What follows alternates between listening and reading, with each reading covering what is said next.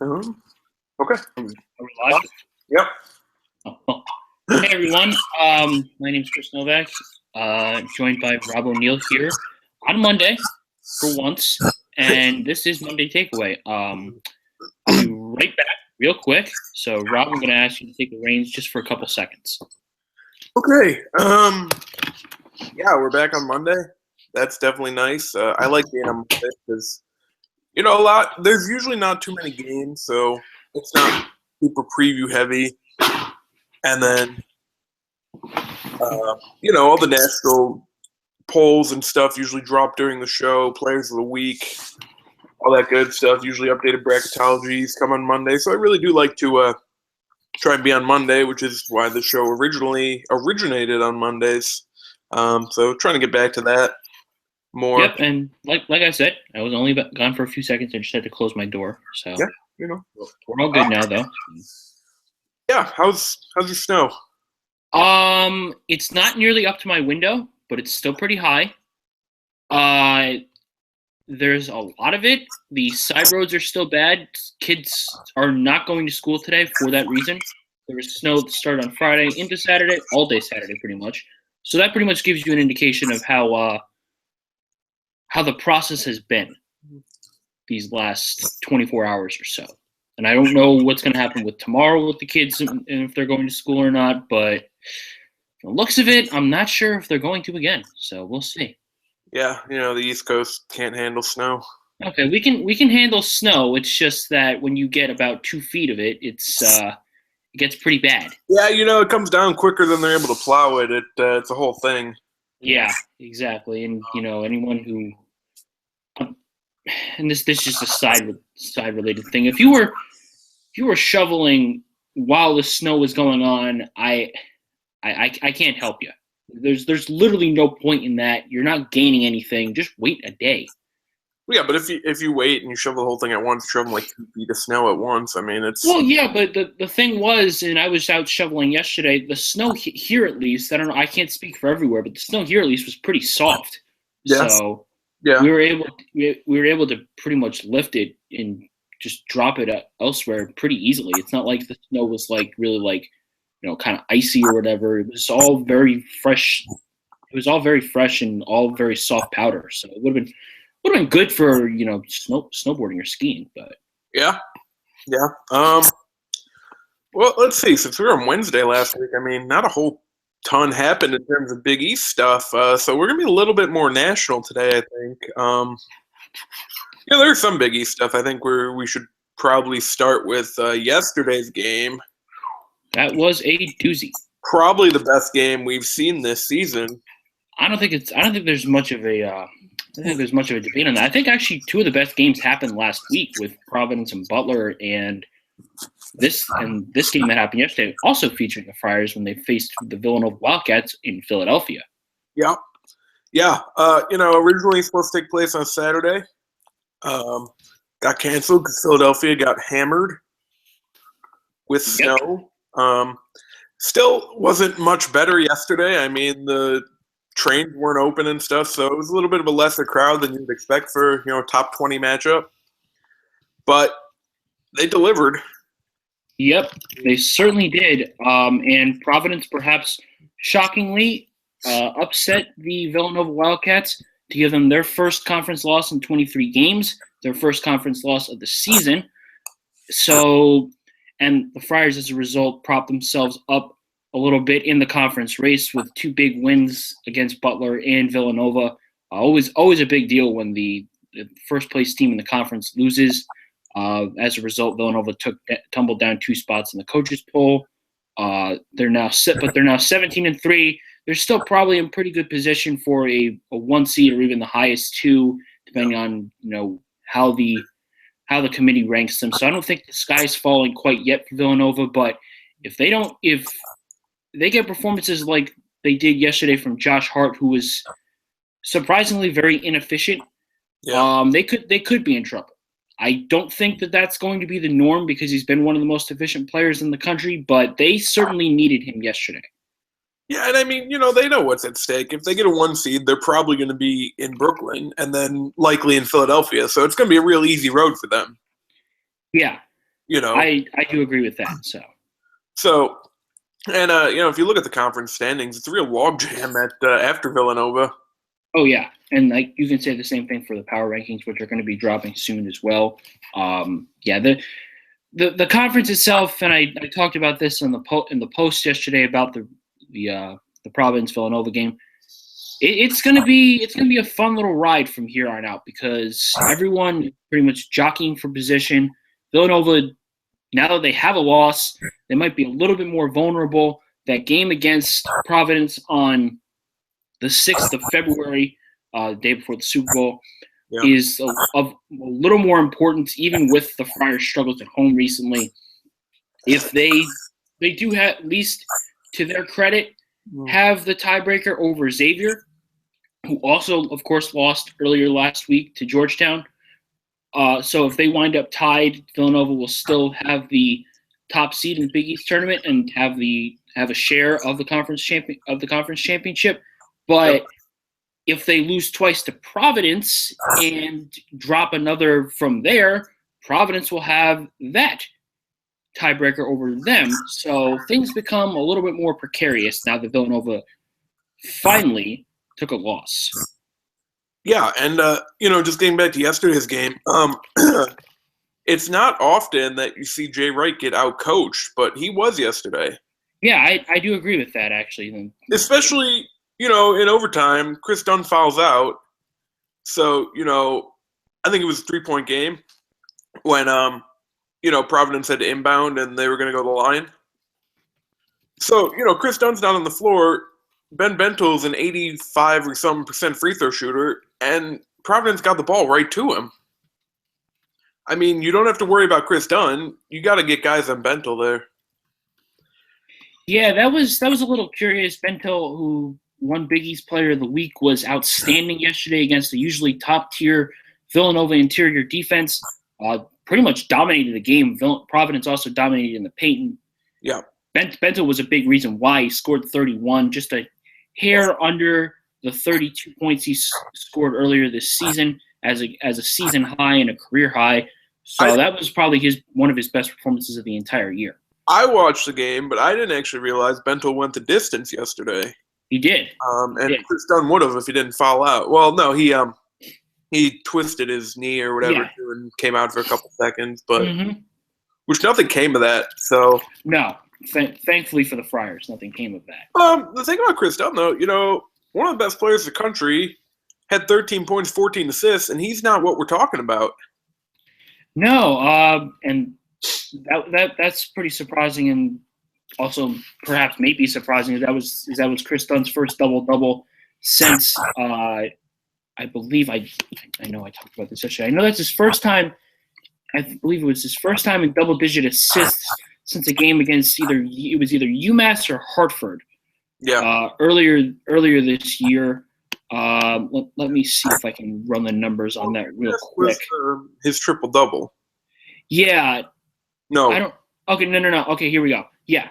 It was his first time that he had double-digit assists since the 11 assist outing against UMass, and his 14 assists matched a career high that he set against Hartford earlier this year on December 2nd, and it also matched a game against Navy last year on November 20th.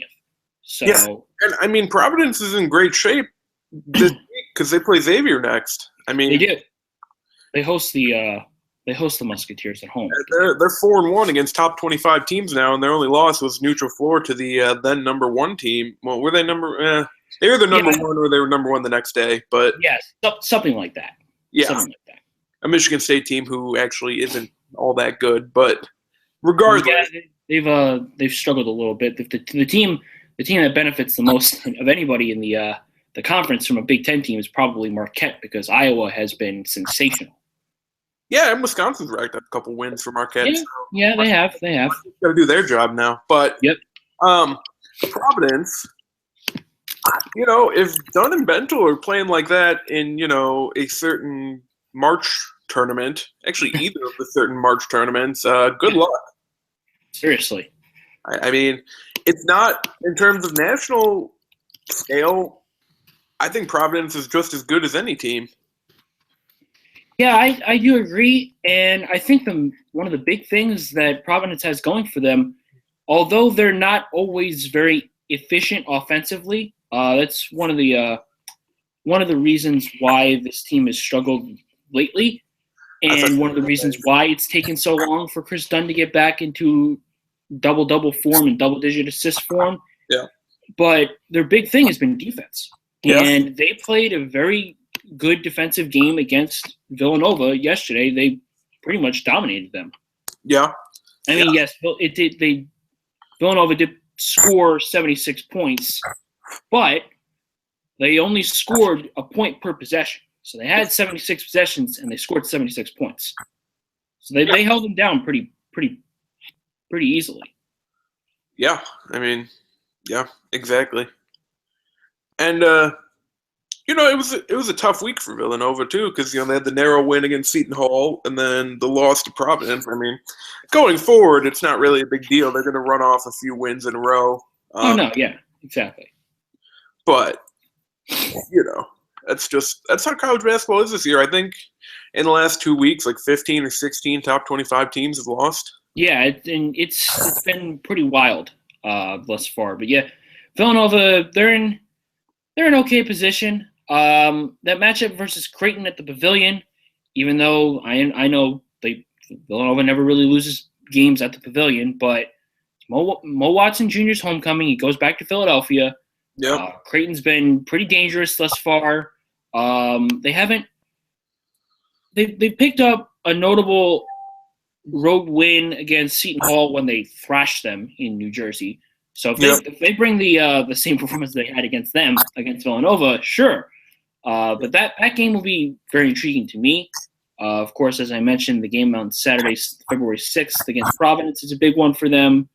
But after that, like you said, they might. I could see them going 4-1, at worst 3-2 in their next 5. Just in case they do lose that Creighton game, because they have St. John's, Creighton, Providence, DePaul, and St. John's again before a matchup with Temple, which looks more interesting because Temple knocked off SMU yesterday. Yep. And just real quick, this weekend brought Big East home teams to 15-21 on the year, which is the worst in the country now. Not a lot of protecting of the home court, unless your name is Villanova, pretty much. But even also goes to show, how good the league is. I mean, yeah, I do agree with that too. Yeah. So yesterday, again, great game. Ryan Arcidiacono hit a 3 that we all saw coming. Just to overtime. Wide open in the corner. Yeah, and Providence, they're not particularly deep, and that's been a thing all year, but more and more, and you talked about this last week, you're getting guys like Kieran Cartwright starting to contribute more and more, and, Junior Lamamba, who opened the second half, I think he had their first 9 points or something in the second half. Something like that.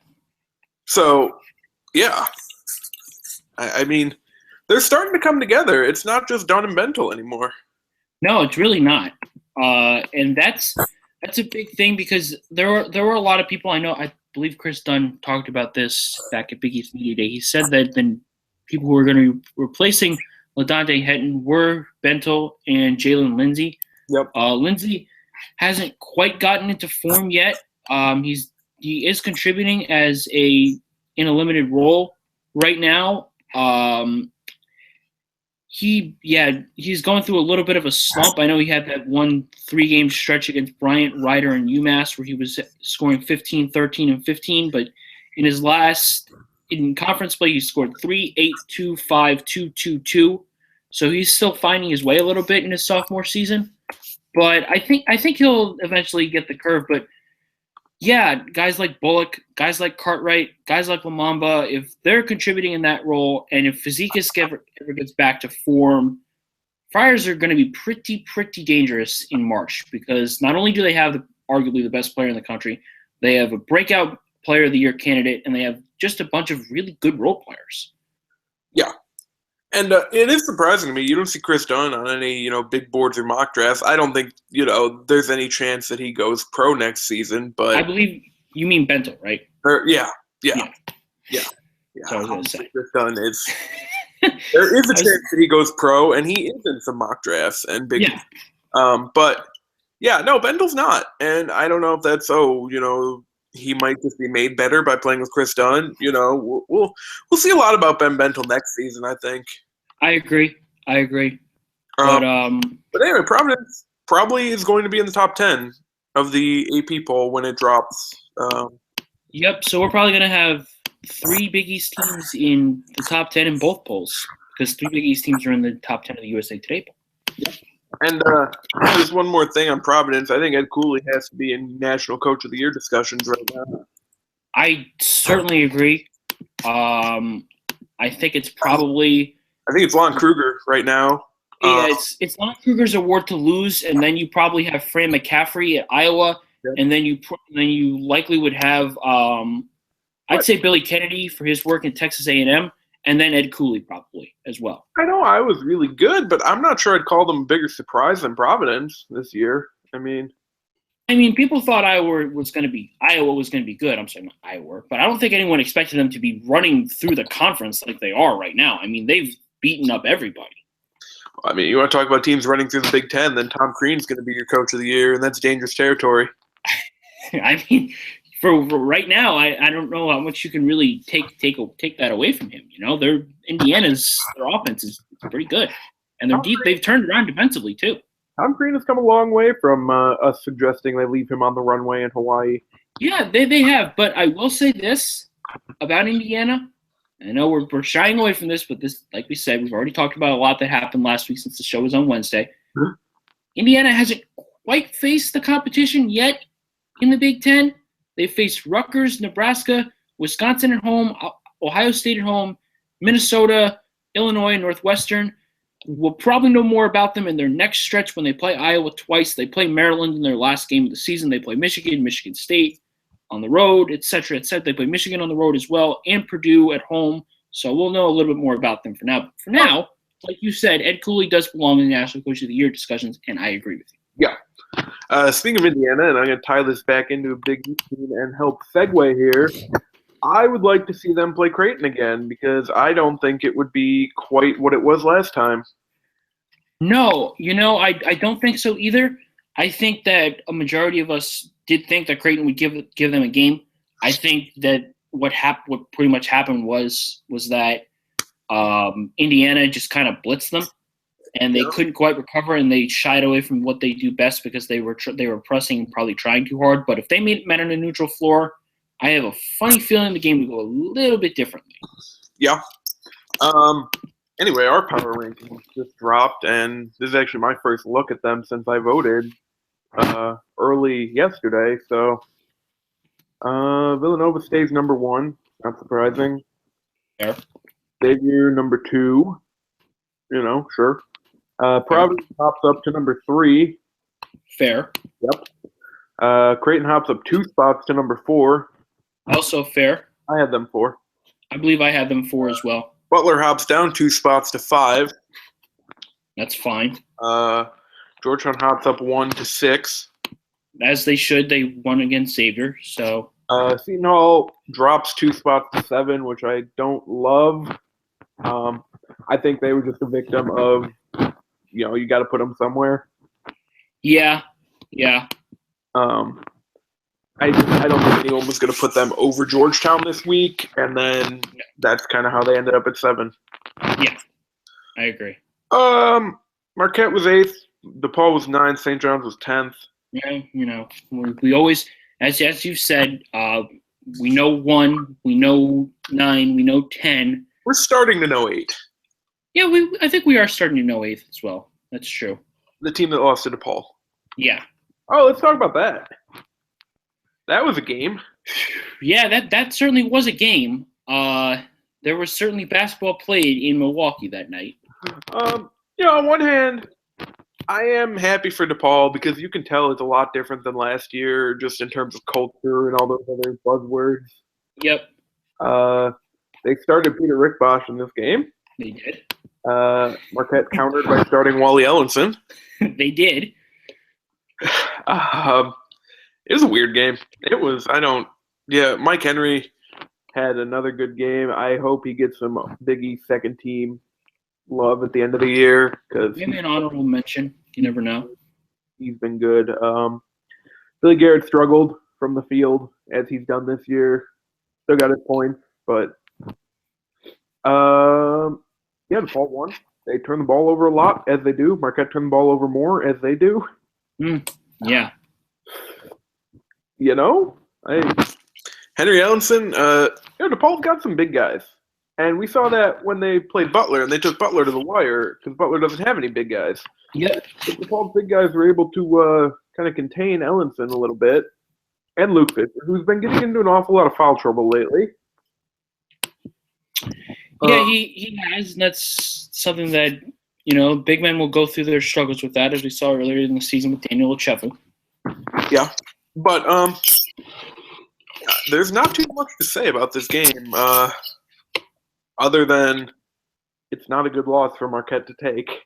It's not, and if you are to believe Ken Palm, Marquette, after their game against Stetson on Wednesday, is going to lose out. They are not projected to have a single victory the rest of the way, so that would mean that they would be finishing at a conference record of 3-6, 7, 8, 9, 10, 11, 12, 13, 14. They would be finishing at 3-15. Oof. I don't think that they're that bad, though. No, I don't either. I think they'll pick up a couple wins there. But I do have to ask if, missing the tournament, is that something that would motivate Henry Ellenson to stay? It's tough because, let's be honest, he knows. I'm sure he reads the mock drafts. Yeah. He knows where he can be next year. And frankly, he's ready for the NBA. Yeah, it's just like, and this pretty much goes with everybody. Do you want to stay in college, or do you want to go to the NBA where you can make millions of dollars immediately? Yeah, I mean it's not really the toughest decision in the world. No, I mean, like, the day he's drafted, he can pick up some endorsements, and yeah, exactly. Again, we talked about it. I think Marquette will be fine next year. Yep, I do too. I think this is just, again, they're rebuilding. They're young. They're quiet and whatnot, but it happens. Yeah, they shouldn't lose to DePaul. That's not a good thing to do. But DePaul was hungry for a win. It was coming eventually. DePaul, I don't want to say they had a ton of Creighton from last year in them where all their losses were close, but they were pretty close. I mean, Creighton's conference losses last year were all, 5 points, but yeah. DePaul had a couple like that. Yeah, they were only really thrashed by Georgetown and Xavier, and I guess Creighton also, because Creighton won by 11. So their other three losses were all considerably pretty close. Yeah. So, also Wednesday night, Villanova and Seton Hall, which had a really dumb ending. Oh, God. Two games with dumb endings happened on the same night, back to back. So. Yeah. Oh yeah, I forgot DePaul won because Billy Garrett got fouled shooting a layup, and he made it with the free throw. Yeah, exactly. That game was dumb. Both of those games were dumb. I thought no one really wanted to win that Villanova Seton Hall game. That was No, you had a decent amount of missed free throws, decent amount of turnovers in the end. I know they had one where Seton Hall forced a turnover on the inbounds and then threw their inbounds pass away. Yep. It's not what you want. Nope, just a whole lot of slop. Yeah, so that was a game. And then Saturday, there were a couple games. Not as many games as there could have been because of the snow. But there were a couple. There were. Butler Creighton, for example. Which was, at first, not much of a game and then turned into a pretty good game. Yeah, it did. Creighton, I don't know that Creighton's going to lose another home game this year. I don't think so either. They have their tough ones. but Well, yeah, Xavier's interesting, but they are currently projected to win that game, even though it's pretty much a coin flip because their win probability is at 51%. But with that said, they host Seton Hall, DePaul, Xavier, Marquette, and St. John's. Even if they lose that Xavier game, they could very considerably win and conceivably win all their other home games. right now they're projected to go 11-7 in conference, putting them at 20-11 overall. And I don't see any way they miss the NCAA tournament if they go 20-11. I agree. There's been talk about it, but there's no way. And that doesn't factor the Big East tournament, so that could even become 21-11. Yeah, I mean, even if they were to somehow steal that game against Providence on Wednesday, March 2nd, I'm looking at right now. Yep. Or if they steal a win against Villanova on February 3rd. Yep. That'll prop them in. The problem with their, and as we have talked about this before, the problem is their non-conference. Their resume does not really stack up because their best win in non-conference is against Nebraska. Well, Nebraska is not a tournament team. So they have some good losses. I mean, there's nothing wrong with losing to Oklahoma on the road in Norman. There's not much wrong with getting blasted by Indiana at Assembly Hall. You know who there is a problem with losing against? Arizona State at home. No, that one, Arizona State was playing okay. Loyola Chicago on the road. Yes. That's a problem. That's a problem. If you don't lose that game, they're probably in right now. Yeah. Again, I still think they're going to be fine, and really just a fantastic job by Greg McDermott. Yeah, well, people thought he couldn't coach, so. Yeah. It helps when you have Maurice Watson, who of late has refused to lose a game. It's been unstoppable. He has a bulldog mentality, as some people call it. He scares me. He plays like a man possessed every single time that he's out there. It's nuts. Yeah. And that's credit to him. I mean, and I can't really blame him. He was probably champing at the bit to get out there after, transfer last year, and having to sit out, watch Creighton struggle a little bit, the injury that happened to him as well. A certain group of writers ranked him the 7th best point guard in the Big East. Oh, who did that? What a bunch of losers. I tweeted that the other day. I'm like, he probably uses that as motivation. He favorited it, so. God. Yeah. I'm still surprised at Big East Media Day he didn't beat you down. Yeah, he didn't really shun me. He gave me, to his credit, quite a couple good quotes and whatnot. So he was good. But yeah, no, Creighton's gonna have him as a senior next year. They're gonna lose Griselle. That's gonna be a tough loss. Right, but they still have a good trio of big men. So And they're also going to have the Justin Patton and Marcus Foster, who Jacob Padilla wanted us to rank Marcus Foster for next year. Not doing it. Nope. Because nope. then we are tied to that. Yep, forever. Not doing it. But yeah, it wasn't ideal for Butler to lose all their good games against good teams. But their schedule was front-loaded, and it was perhaps the most front-loaded Big East schedule of any team in the conference right now. Yeah. And now there are opportunities for them to win some games consecutively at that too. So yeah, I mean, DePaul at Hinkle, probably a win. Yeah. Marquette in Milwaukee. Shit. They're projected to win. Yeah, okay, so we'll call it a win. If you're to believe Ken Palm, they're going to win their next 4 games, putting them at 6-6. So, I mean, I don't think 6-5. Yeah. Okay. So yeah. And then they'd wind up being 6-6 for the loss at Seton Hall. I'm actually not sure that Butler wouldn't go to New Jersey and beat Seton Hall. Yeah. I mean, I'm surprised that is projected as big of a loss. It is. They only have a 35% chance to win. Yeah. It's hard to find a team, though, in the Big East or in the country, really, with 2 better out-of-conference wins than at Cincinnati and neutral against Purdue. And the Temple win was boosted yesterday, too. I think Tennessee beat South Carolina the other day? They did. They Yeah. beat them on Saturday.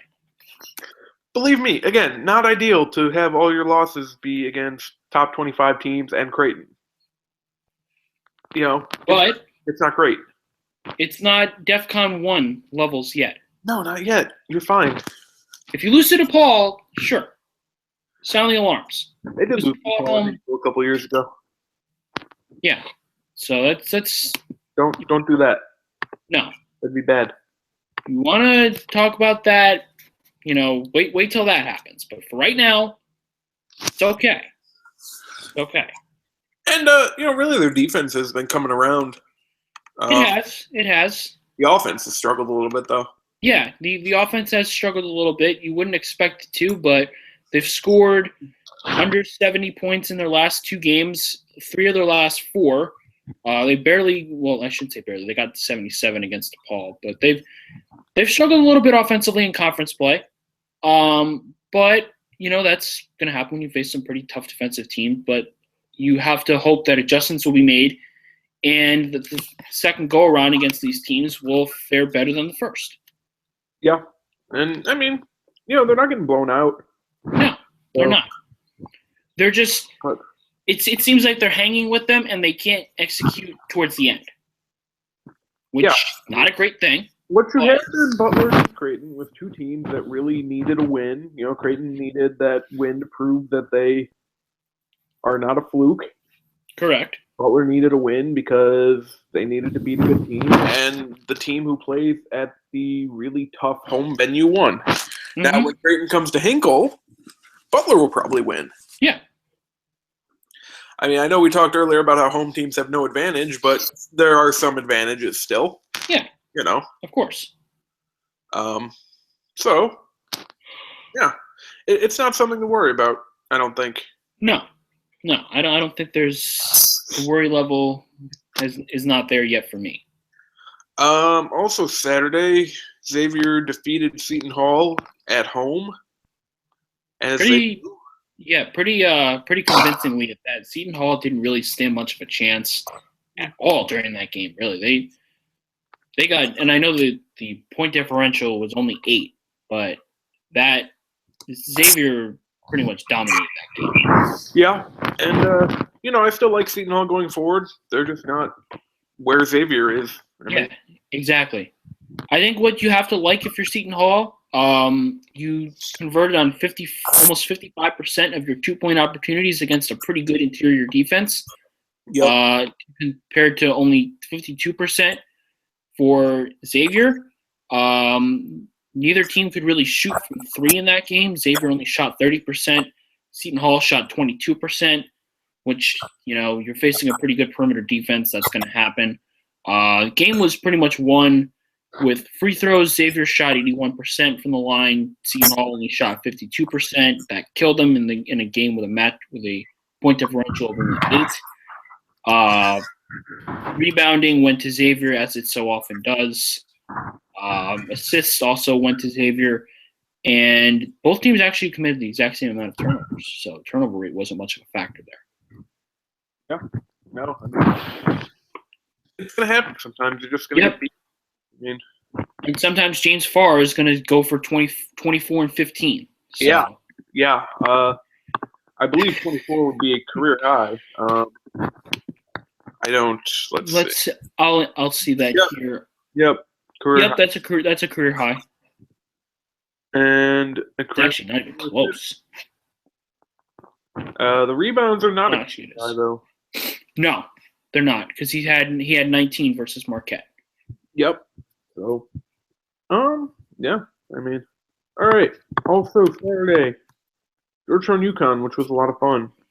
Yes, it was. It was a lot of fun for pretty much everybody. Because we got some traffic when we were signal calling where the game was, because the CBS stations in the New York, Philadelphia, and DC areas had to tell you it was snowing. Yep. So coverage was, I wouldn't say preempting, it was interrupting. So they had to move it over to their sister stations. That pretty much was a microcosm of what Georgetown is, wasn't it? They had that game, and they pretty much just let it slip through their hands. They were up by a little bit with a few minutes to go, and UConn just made plays, finished out, made baskets finally after shooting absolutely awfully. Yeah, I The mean, second half. didn't put them away when they could have. No, yeah, that exactly. I mean, if you shoot even like 30% better, if you're making even 20% more of your shots, you probably put UConn away. And even if they do make a run towards the end, it's probably not going to be enough. Yeah. They could not capitalize on UConn's mistakes. They couldn't capitalize on their inefficiency, and Georgetown paid for it in the end. They really did. They took a couple ill-advised 3-pointers. I think they shot, what was it, like 9 for 31 in the game against the Huskies. Yep. Yeah, it was 9 for 31, and I know down the stretch there was a time where they were down 3. They didn't need a 3-pointer. They shot one anyway. It didn't fall. UConn got the ball back. I believe they scored on the next possession. So it was just. Yeah. Yeah. Yeah, it's not ideal. No, and that was a game. You're coming off of a big win against Xavier on the road against a top 5 team.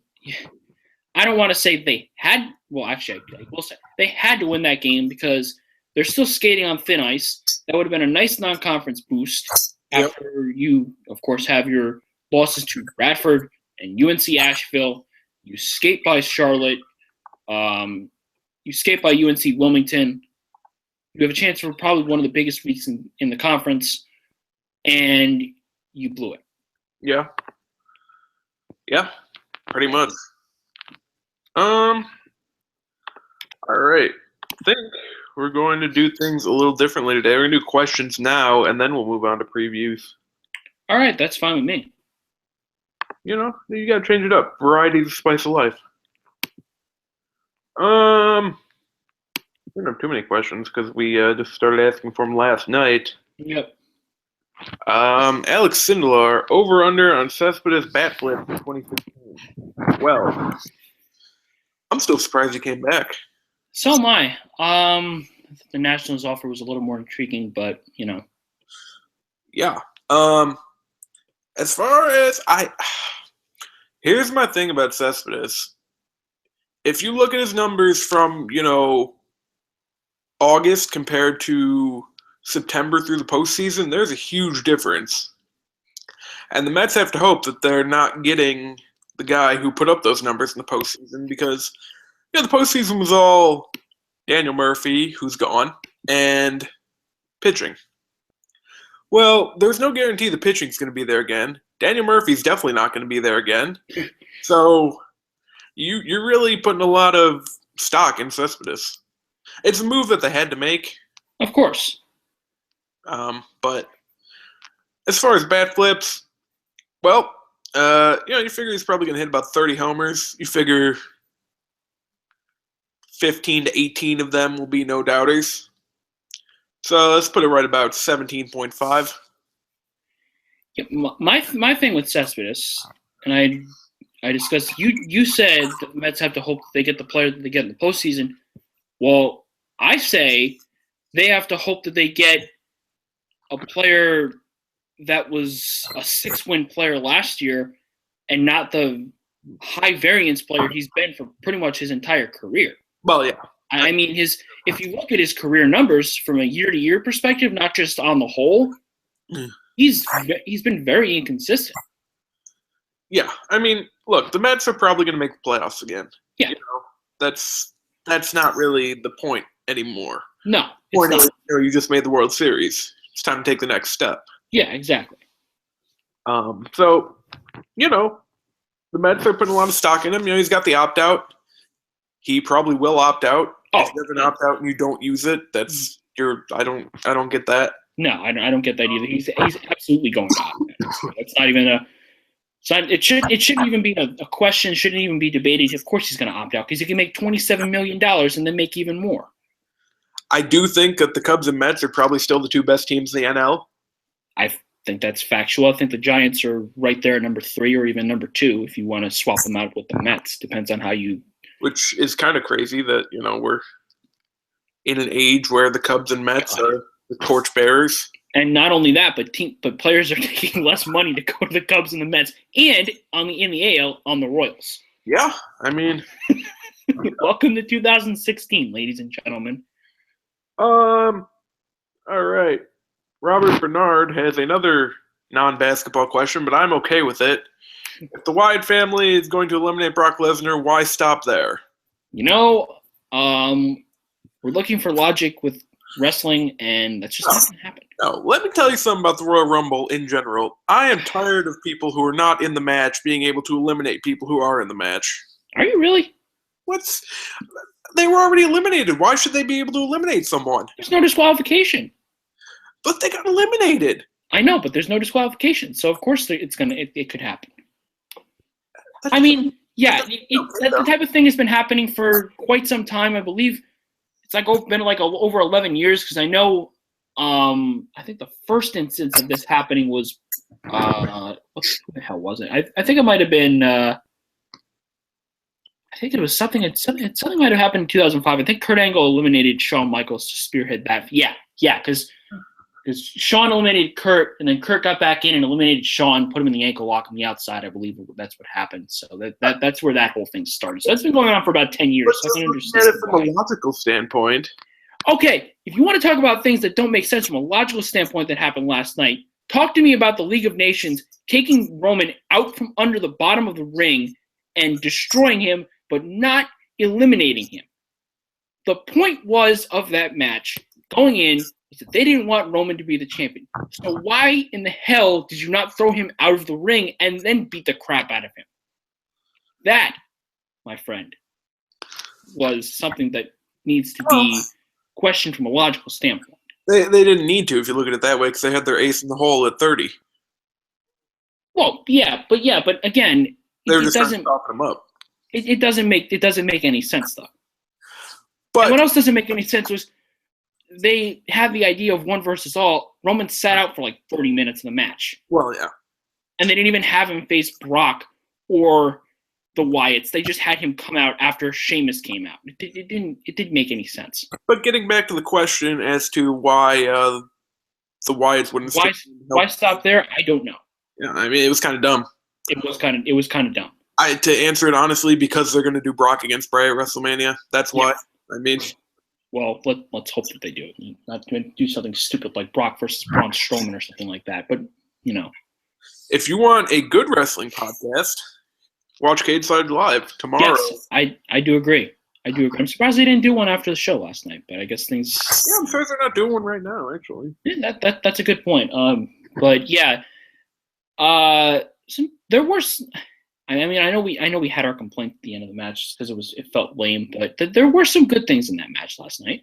No, all in all, it was okay. I mean, the event itself was very good. It was probably the best Rumble since 2008, 2009, in my opinion, at least. I mean, speaking of Cage Side again, I'm gonna keep putting them over because they're on our network. Yep. The recap said there's a difference between this is well done and I like this. Yeah. I mean, it was the result that we all knew was coming, so I guess they took the right path to it. Exactly. So it's you may not like the story. I've grown tired of it, but it is what it is. If they do it well, if there's a well done way to do it, then I'm fine with it, even if it's not my cup of tea. And they did. They did it right. It just feels like they're trying to do Vince against Stone Cold again with Triple H and Roman, and neither guy is the guy that they're trying to be. No. Roman is not Stone Cold. He will never be Stone Cold. And if they keep doing this to him, he's not. He may not even. He's not even going to. They want him to be John Cena. He's never going to reach that point, and he's not even going to get up to Austin, Hogan, or Rock levels at this point if they keep doing this to him. I was intrigued with the dude with Dean Ambrose, though. Yeah, I don't know where he goes from here. That's the weird thing. I do not know. What if you have the authority, try and get to him and be like, oh, you two have a number one contenders match at Fastlane? That I could see that, but he would have to. I guess with everything else that happened last night, he could conceivably drop the Intercontinental Championship very soon to a certain someone who he fought last night. Yeah. So that could happen. Yeah, I'm very intrigued to see where he goes because and they seem to be making Jericho a focal point, which. So I guess he could probably face him at WrestleMania, which would be weird. But even though we know Ambrose would win because Jericho puts everybody over, so that would be a net positive, I guess. Yeah. Speaking of more things that happened in the Rumble, AJ Styles was there. I still am trying to figure that surreal moment out. Another thing, found out last night, didn't realize it, maybe it's been a while, that man has a heavy Georgia accent. Yeah. And that is not something I used to notice. Maybe it's now the look that he has with the shaggy hair, but man.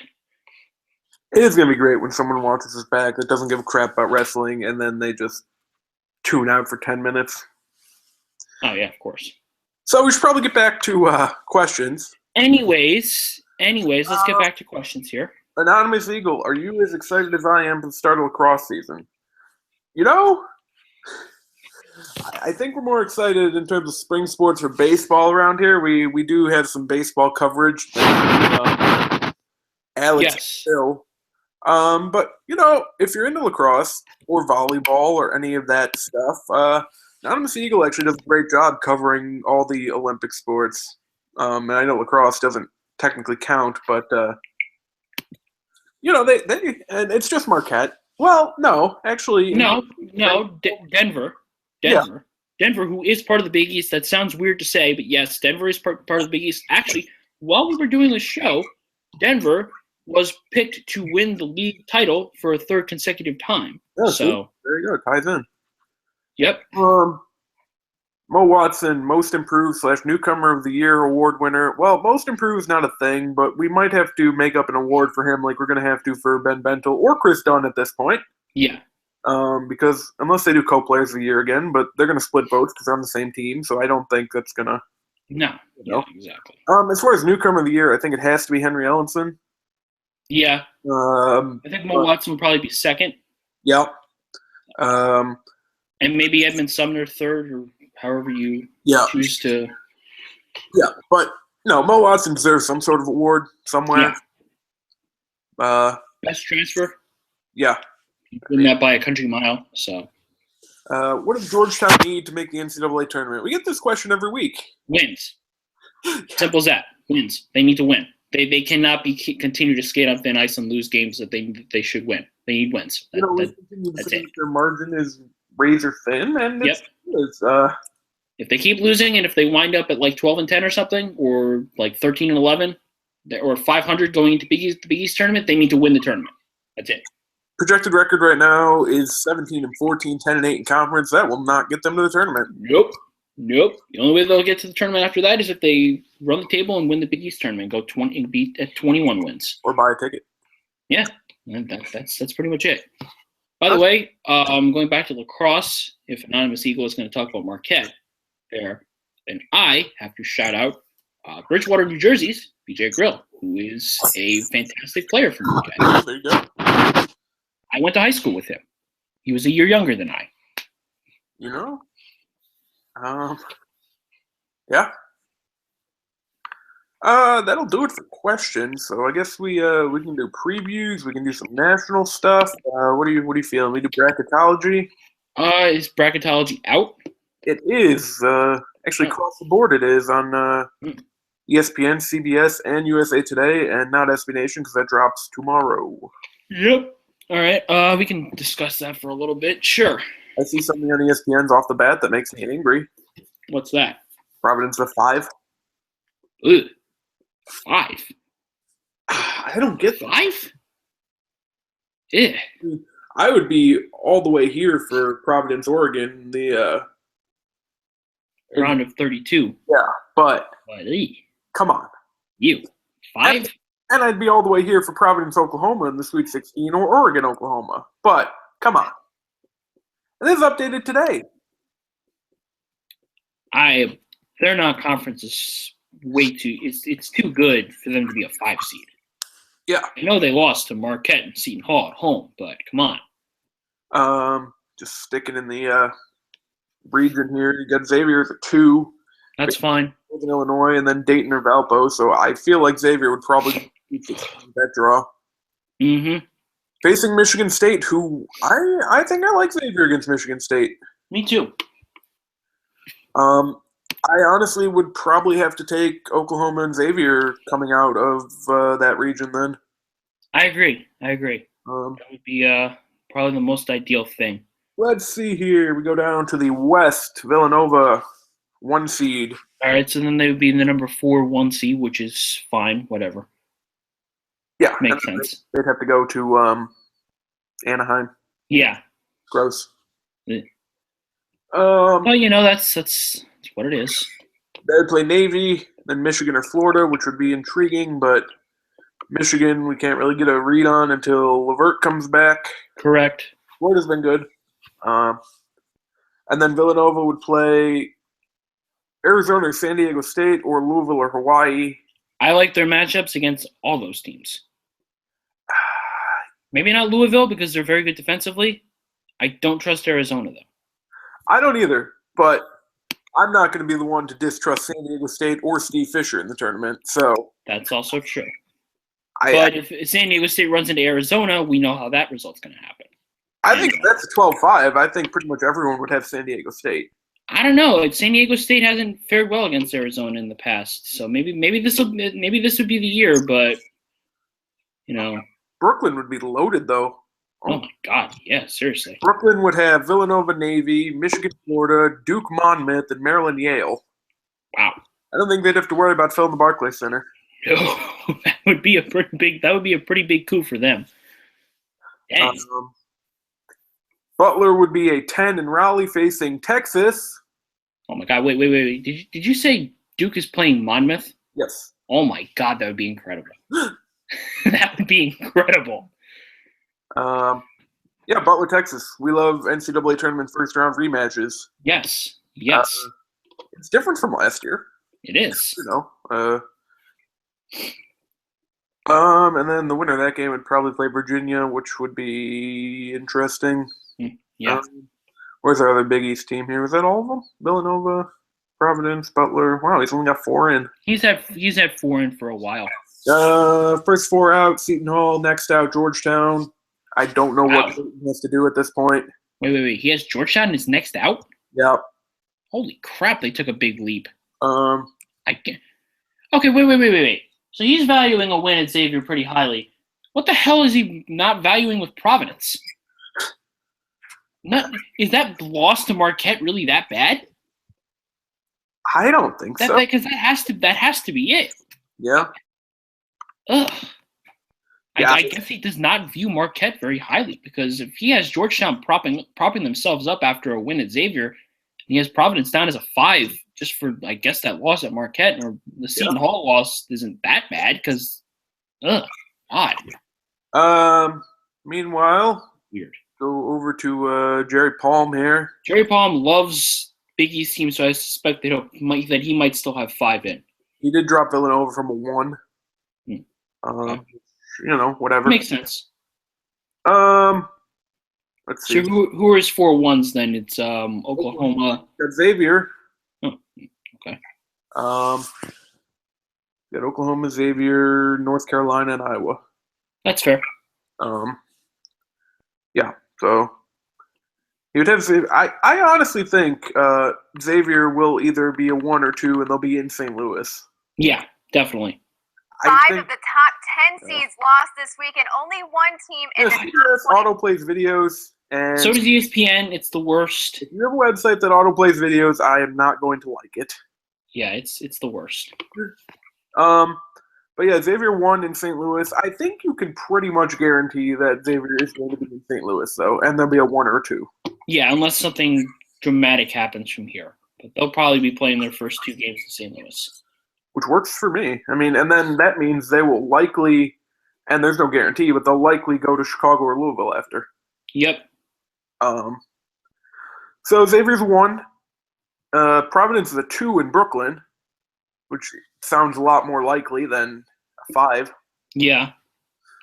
Villanova is a 2 somewhere, also in Brooklyn. Yep. And then they would be going to Philadelphia after, if they pick up 2 wins here. That's fair. Butler is a 9 in Des Moines against Cal. All right, that would be interesting. And then, I don't know if I would hate Butler against Iowa. Neither would I. That'd be fun. And then, am I missing any? Or is it still 4? I think it's still 4. Okay. Nope, Seton Hall is a 10 against Yeah, Colorado, Seton Hall's firmly been a 10 for quite some time. which I think that's probably where they're going to end up. They're going to be a 10 or they're going to be in Dayton. Yep. I mean, unless, the bottom falls out. First 4 out, no Big East teams. Washington, UCLA. I'm glad someone else is UCLA missing the tournament. I thought that was just me. I think the Pac-12 will be fine with teams getting in tournaments. Kansas Great. State and Cincy are your other last 4 out. Okay. Let's see. And then the USA Today one real quick because we love projected brackets. Yep. Your 1 seeds are Iowa, Oklahoma, North Carolina, and Kansas. Okay. It's fine. Villanova would be a 2 in Brooklyn. Okay. I think that's something you can pretty much write into. Villanova will be playing in Brooklyn. Yeah. Xavier is a 2 in Brooklyn as well. That one would surprise me. Yeah, seriously. Providence is a – where is Providence? 3. That works. I don't get having them as a 5. Neither do I. And then Butler is a 10. And is that it? Yep. Is that it? Yep. Probably. First 4 out, Seton Hall is number 2. That makes sense. And okay, never mind. Because at the bottom they have others considered for at-large bids. They had Creighton and then Marquette, which I don't think Okay, then. Weird. Marquette, but so yeah, he's got 4 in the Big East. It's about where they're at right now. All right, makes sense. I imagine that'll go to 5 by the time the tournament actually rolls around. Yep. All right, so that's bracketology for you. Yep.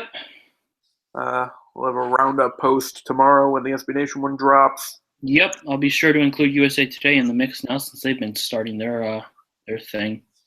Who does bracketology for SB Nation? Albertine. That makes sense. If you're Yep. not following Chris Albertine, you should.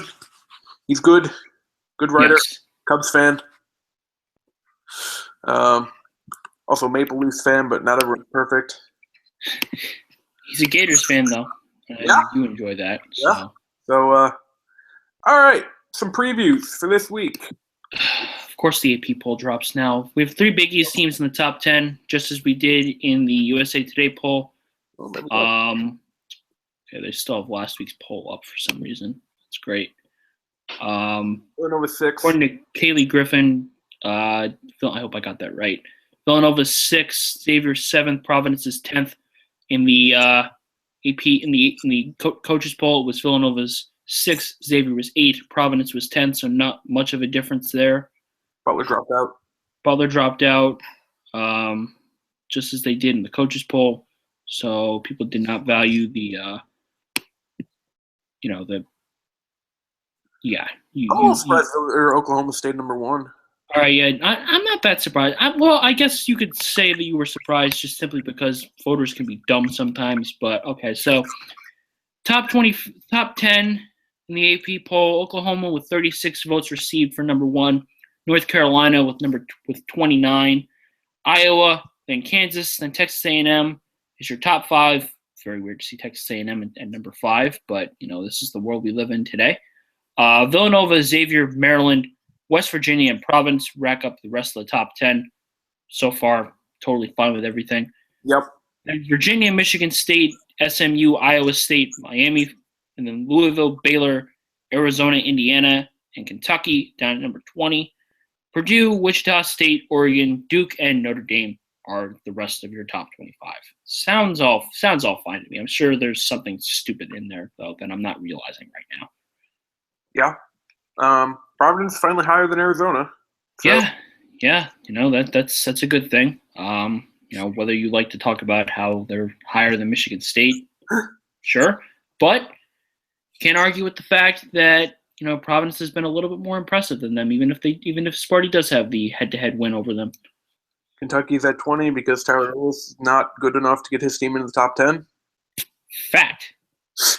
That was fun. That was a fun, lively couple of days. It's going to happen all freaking year, Rob. It's going to happen all year. All right. Anyway, preview. Yes, let's preview. Tonight, nothing. Unless you want to watch Kansas Iowa State, which you should. Yes, that's going to be a very fun game. That's going to be a very fun game. Tomorrow, Xavier Providence. We talked about it a little bit. Good chance for Providence to get another big win in their tip of their hat. So that's a top 10 matchup. It is. Those are fun. Yes, they are. Yes, they are. Providence is projected to win, but it's a coin flip game. So yeah, Creighton, Georgetown. Creighton goes to Georgetown.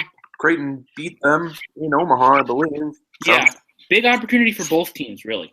Georgetown can get back in the swing of things with another big win in conference. Creighton can get a big road win. Yep. So something that they don't really have so far this year. Yep. Their best win on the road is probably their win against Seton Hall. Yep. Aside from that, they lost at Oklahoma, of course. They lost at Indiana, as we discussed earlier. And then the other road wins that they have are St. John's and DePaul, but this is a nice opportunity for them. We'll see if they can be able to pull it off. Trey Campbell versus Mo Watson Jr. is going to be a fun point guard matchup. Yep. How Creighton plays against the Georgetown offense will be interesting with all their ball movement. Their dossier of scoring, DSR is going to be a big target for them. Someone that they'll need to stop. That's two pretty damn good Big East matchups going on tomorrow. Ironically enough, both these teams have a chance to get aided in the Indiana-Wisconsin game as well. Yes. So. Yes, indeed. Yeah. So Wednesday, there are some games somewhere, I think. There should be. I think that what's going on Wednesday? Yes, DePaul Butler. Who makes these? The ESPN scoreboard has the players to watch for DePaul and Butler: Corey Dollins and Jackson Davis. Jesus. Yeah. Okay. So DePaul Butler. That game will be on CBS Sports Network. Over at Hinkle Fieldhouse. Big opportunity for Butler to get back on the right track. If they lose, then you can start sounding the alarms and get to DEFCON 2, maybe DEFCON 1. DePaul has an opportunity to go with a 2-game win streak. I think Butler gets back on the right track, though, there. I'm sure you probably agree. I do. St. John Seton Hall at the Rock. Would not be a good game for Seton Hall to lose. Absolutely not. That game would probably I don't know if I would say it would capsize their tournament hopes, but it would deal them a pretty big blow. Yeah. And Marquette Stetson. Oh, boy. That game's really on Fox Sports 1. Oh, my God. Yeah, I thought they'd probably relegate that game to FSN or something like that. My goodness. Yeah, Stetson is one of the worst defensive teams in the country. Marquette should feast. Probably will bring us back to those boring-ass non-conference games that happen in December, which is not going to be a fun memory. No. Yeah, that's not very good. No, they're not. They're not. So Marquette should probably win that considerably. You have three Big East games where the home team probably should win and win convincingly. So that's a really called Hatters. Yeah. Like Mad Hatter. Yeah. Like Marquette could silence the Hatters. Yeah, you could say that. Fantastic. Stetson's also really small, so Fisher and Ellenson should eat. Yep. Yeah, I thought we were done with these kind of games. You would be incorrect, sir. We do have commentator announcements for those games, by the way. Already? Well, for every game that isn't on CBS Sports Network, at least I need to do probably Control F. But Tim Brando and Donnie Marshall are doing double duty on both days. Okay. Brando and Marshall are calling Creighton Georgetown on Tuesday and St. John Seton Hall on Wednesday. Okay. Joe Davis and Bill Raftery are calling Xavier Providence. Very fun. Yeah. And Brian Anderson and Stephen Bardo are calling Stetson Marquette. Not surprised there. No. That crew did the Marquette St. John's game in Milwaukee a couple weeks ago.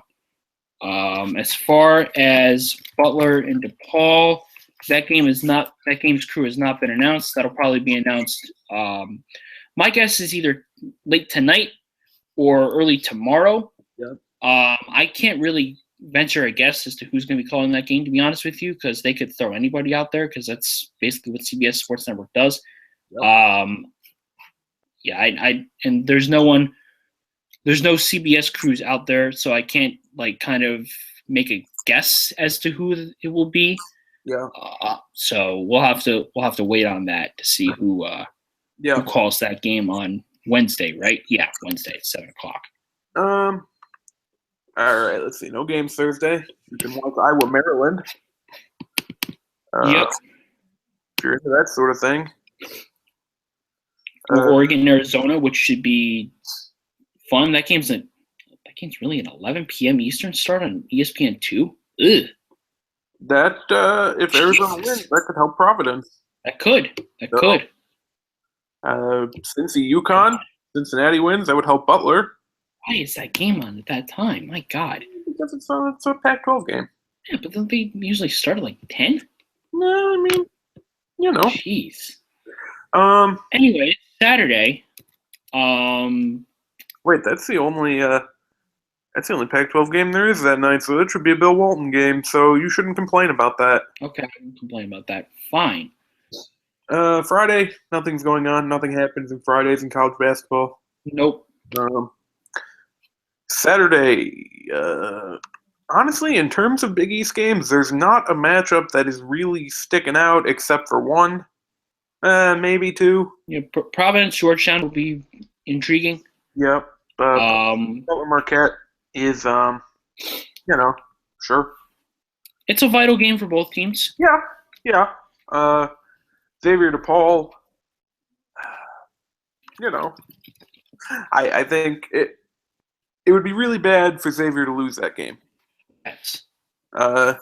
Seton Hall Creighton is actually a big game for both teams. All of Creighton's games feel like they're Saturday night home games.